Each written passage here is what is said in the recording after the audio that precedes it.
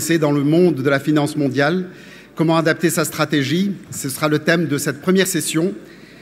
Et comme vous le savez, cela vous a été annoncé, nous avons 3 grands témoins. Alors ce sont des personnes qui n'opèrent pas dans le secteur, mais qui connaissent ce secteur, qui l'étudient, qui le suivent de près. Il est important de savoir comment est-ce qu'on est perçu, comment est-ce qu'une institution est perçue, comment notre activité est perçue par ces observateurs extérieurs. Et donc, je voudrais inviter notre premier intervenant, M. Tariq Mansour, Principal McKinsey Company, et s'il veut bien se joindre à moi pour une présentation.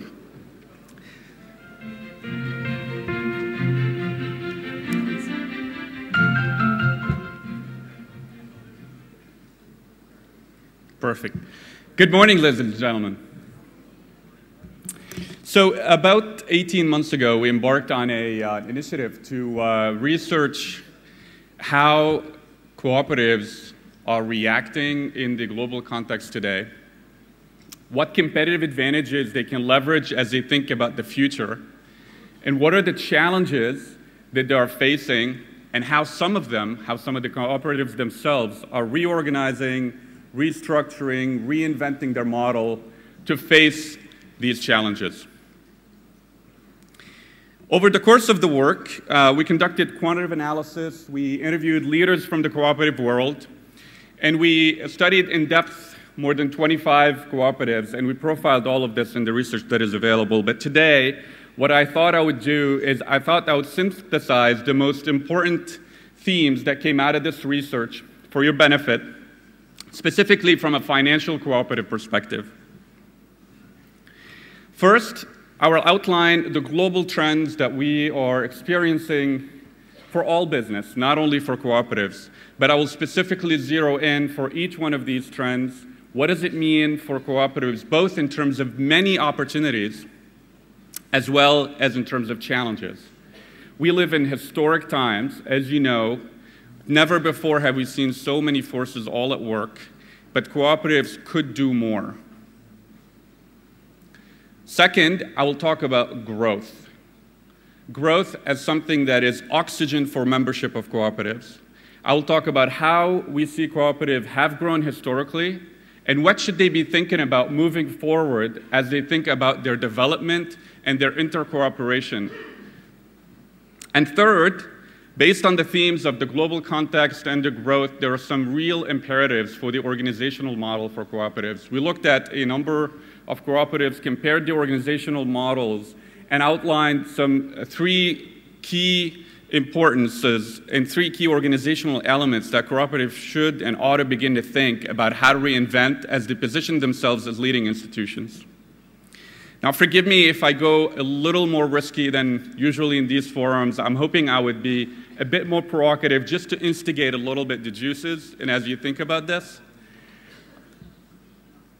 So let me start with the fact that we live in historic times. From every lens you look at it, every single lens, never before have we seen so many great forces, so many fundamental and structural forces that are impacting our world today act all together with the speed and the intensity. Some are comparing this to the Industrial Revolution. As you look, however, at the frequency, at the cycles that we are living, and the intensity and the depth of the change in human behavior, I would submit that this is even a more different time and a more opportunity-rich, but also challenges-full environment. The good news is that most of these forces that you see, and I will talk about each one briefly, but most of them are very positive for cooperatives, and they're very promising for the cooperative movement.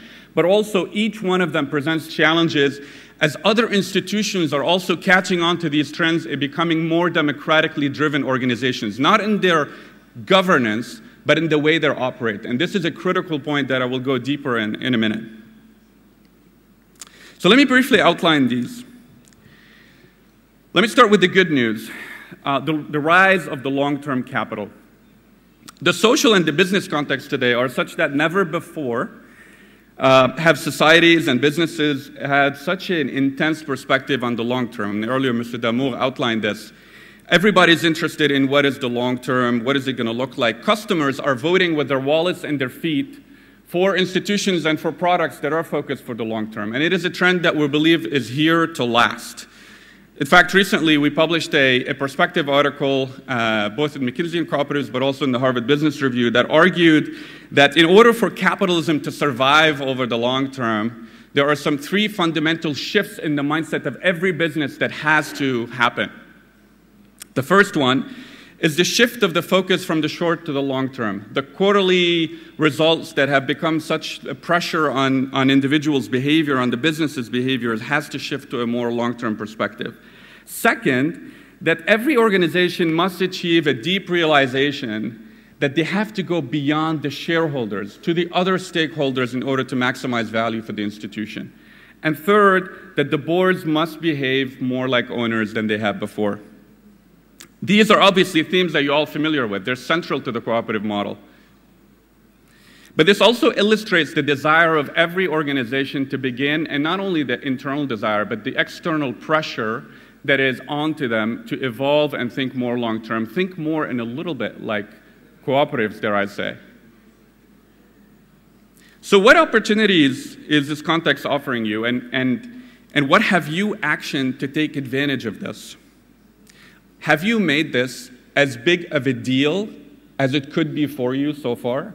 And how will you do that in the future? Let me move to the second element. A number of our speakers this morning talked about the regulatory framework. Tighter regulation obviously is going to impact every sector, the financial sector more probably than many. We published recently a study that was titled very provocatively, "The Day of Reckoning for Retail Banks in Europe." The day, right? Pretty provocative title.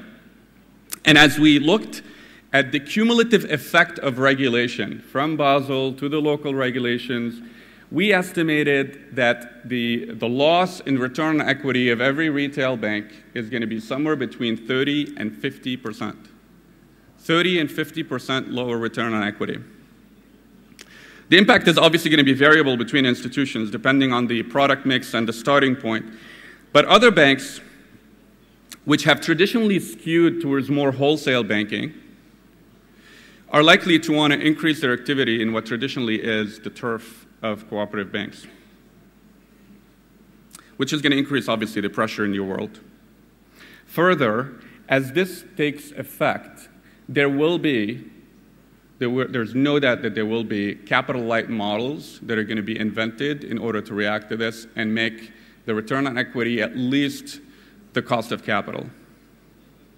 So 2 questions are really worth reflecting on this. There's the one question that already people put on the table this morning, which is how will cooperatives organize in order to understand this regulation, but also to begin to cooperate with regulators to find ways, not necessarily for special status, but to find ways to make their different capital structure, different financing models become much more effective for them as they move into this new world of regulatory environment. And the second is, while most other banks or many of the other banks are working to restructure and to reinforce their capital and the capitalization, what are you doing to take advantage of the current environment in order to position yourselves even more solidly and more competitively in these markets?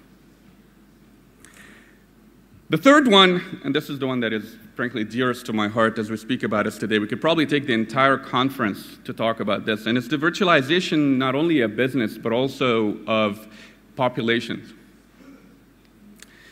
In recent times, never have we seen a phenomenon that has so deeply impacted human behavior so quickly. Never. Imagine that by 2015, so this is in a couple of years, 70% of the world's population will have a mobile handset in their hands. Not have access to, but have a handset in their hands. Also imagine that as you think about all the transactions that are happening in your physical networks, every single year, more and more of these transactions are influenced by the digital and the virtual world. In fact, the rate of decline in transactions in physical networks not influenced by the virtual networks is 5% every single year. And also a trend that you're all very familiar with, obviously mobile transactions are growing in a tremendous way, doubling every single year. The channels, all the channels, virtual, physical, mobile, online, are morphing and they're combining in ways that we never thought possible. Let me share with you one piece of data. Recently, in the most recent survey of 13-year-old children, these are surveys that happen frequently to understand the evolving behavior of kids. There was a question that says, how much time do you spend online?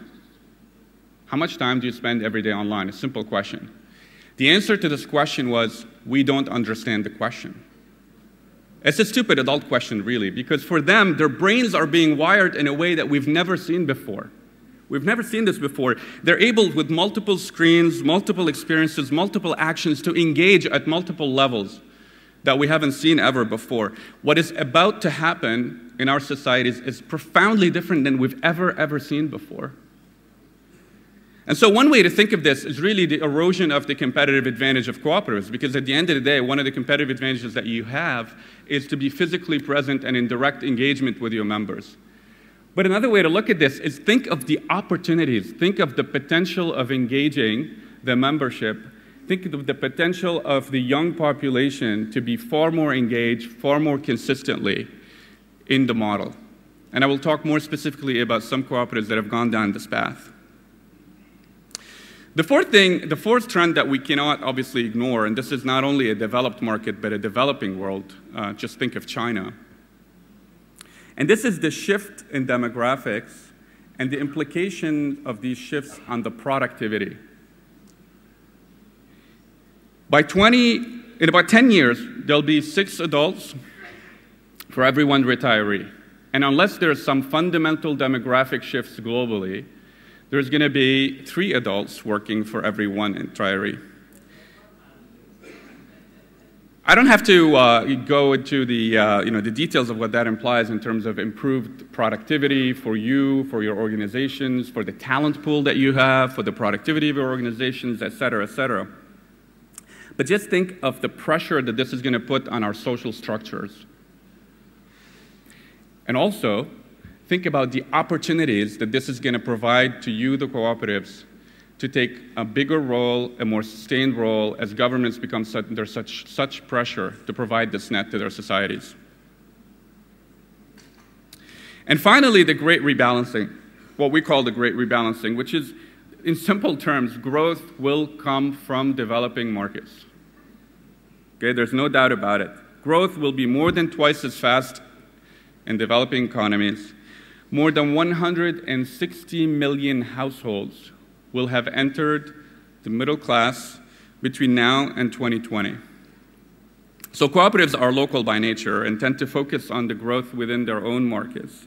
But non-cooperatives are already there. They're already driving this force. They're already building scale, expertise, knowledge that they're going to bring back to their markets and compete.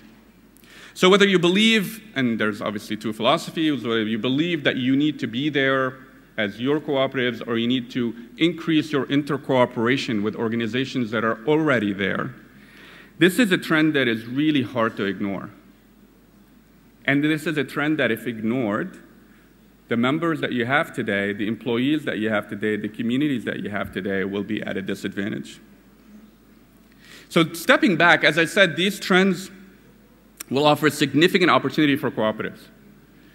And the future is bright, but in each one of them, there's a real opportunity, a real chance to step back and think about what could implications be from an increased pressure, increased competitiveness as other organizations are democratizing every day.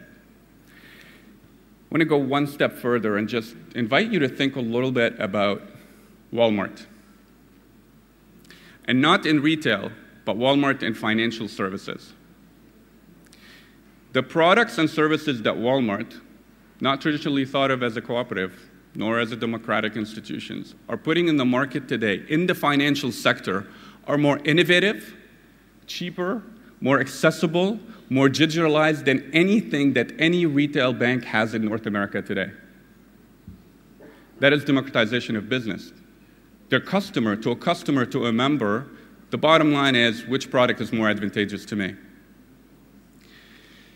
So this brings me to the second point that I'm going to talk about, these two elements of the next horizon for growth and the structural changes and their impact on the organization, how you should be thinking about that. So as we began to look at that element, at the growth elements, we asked ourselves three questions. We set out to ask three questions. One, is growth important? When we began, we heard a lot from executives in cooperatives saying, well, is it important, is it not, and a different opinion. The second thing we went down the second question we went to look at is how significant is growth for cooperatives? Is it healthy? Is it competitive? And the third one is, as cooperatives think about the future and the growth in the future, what could they do more of in order to eventually lead to growth? So this is not growth for the sake of growth, but this is what are the elements, what are the opportunities that will drive a better context for the members and therefore drive for growth? So this is what we found, and I'm going to go through this in a bit more detail. But the bottom line is, no matter where we went, we interviewed 50 executives from cooperatives. Every single one of them told us growth is oxygen for my organization. Okay, 96% of them said it is very important or it's critical. And they went on to say it is important for three specific reasons. One, I need to remain competitive. I need to remain relevant for my members. And I need to remain attractive for talent. And so as we began to go down the path of the quantitative analysis and we created our quantitative models, we began to analyze and measure how much have cooperatives grown and how different is the growth of cooperatives to the growth of the market in general. And where we landed was the picture you have up on the screen, which is essentially cooperatives grow just fine. Thank you very much. Right? Cooperatives grow just as fast as the market, the top line. And then I selected the integrated financial numbers at the bottom. So basically, this means that the banking cooperatives, they grow also as fast as the market. The difference here is really within the statistical error. So cooperatives grow just fine. And so the next question we began to look at was, okay, so if on average cooperatives grow fine, what are the opportunities within that to find the real sources of growth for cooperatives, and where could they be doing better, and where could they do much better? And so, just to set the stage, we decomposed the cooperative growth in three boxes: in market share, which you have at the top, in mergers and acquisition, and then in a third element, which is very important when you look at the data, which is what we call portfolio momentum, which is essentially ability of you as banks to position yourselves and position your portfolio of businesses against trends in the market that are real needs for your members, because those are generally the trends that will create the biggest growth. On average, when you do this kind of analysis, just so you get a sense, this portfolio momentum element is between 50 and 60% of all the sources of growth. Imagine just, many of you will probably have managed assets. If you're a portfolio manager of an investment portfolio, you generally, obviously, asset allocation is your biggest driver of results. And so as we look at this, and as we look at the financial cooperatives in particular, this is the kind of result that you find. So first, the market share gains. It is obviously intuitive, but the data proves it without any doubt. In every market, in every sector, cooperatives do better than anybody else at winning market share. We can discuss why and how. I'm going to go into a couple of other examples. On mergers and acquisition, it is pretty equal. Cooperatives and the market do, these financial cooperatives do just as well, and they grow just as much from mergers and acquisitions. But then we come to this portfolio momentum, where cooperatives, whatever gains in market share, they lose them on portfolio momentum, where others have been able to position more actively their portfolio of businesses against business opportunities that are within their own markets.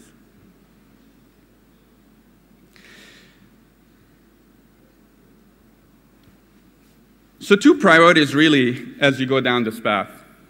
And we identified this and profiled a number of cooperatives that are doing this more specifically. The first one is, as you look at the strength, and as you look at focusing of your strength of winning more market share, while on average cooperatives do better than the market, there's actually quite a big difference between the ones that have done it really, really well and the ones that have not yet. And so as you position and as you think about the unmet needs, today's unmet needs of your cooperatives, and how you are fulfilling those needs, and how you will gain market share by doing that in better than anybody else, this is obviously a critical area. And the second, from portfolio momentum, is how do you organize in order to position yourselves in businesses, in segments of the market that are growing faster than the average, in order to serve more members and eventually drive more growth and infuse more oxygen into your systems. And I'll get to the organizational element in a minute. But let me give a couple of examples. One, NTUC Income. NTUC Income is a insurance cooperative out of Singapore. And they realized at one point that in their market they had a tremendous opportunity of repositioning their services, their model, the way they talk to customers, their forms, down to the most tactical level. In 4 years, they went from 11% market share to 18% market share. The second example to highlight is the Cooperative UK, which many of you are familiar with. They took the second lever I was talking about, which is the portfolio momentum, and they said, okay, I have a number of businesses, and how do I create a synergy between my businesses? How do I destroy the silos I have, not because from an organization I want to go out to the market like that, but because the members have asked me that they want to be more seamless. They're going to go more seamlessly across the organization. And they created, so they took that away and they created a membership of the entire cooperative that they have. Well, they went from 800,000 members to 7 million in 2012. 800,000 in 2005 to 7 million in 2012. So I put to you the